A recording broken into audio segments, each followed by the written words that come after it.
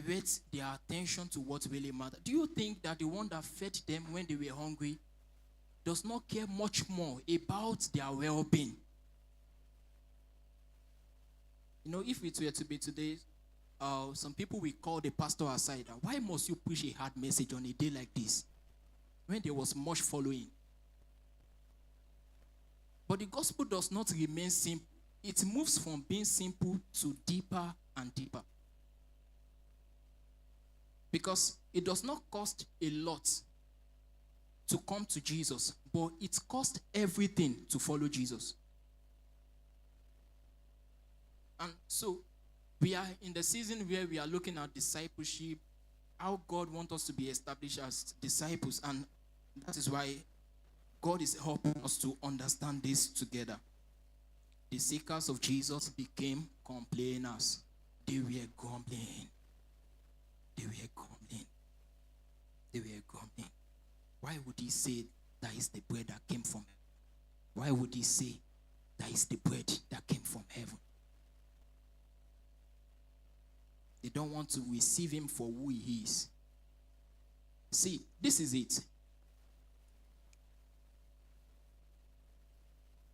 False disciples are impressed by the works of Jesus, but they are offended at his words. Amen. Did we hear that? Amen. False disciples. See, in the book of 2 Peter chapter 2, the Bible categorically warned us about three sets of people: the false prophets, the false teachers, and the false brethren. False disciples, they are impressed by the works.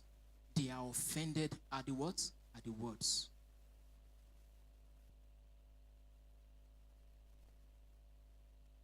Let's continue reading.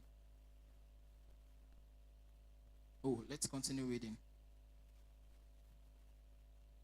They said, "Is this not Jesus, the son of Joseph, whose father and mother we know? How can he now say, 'I came from heaven'?" Jesus told them, "Stop grumbling among yourselves." Jesus said, "No one can come to me unless the Father who sent me draws them, and I will raise them up at the last day. It is written in the prophets, they will all be taught by God.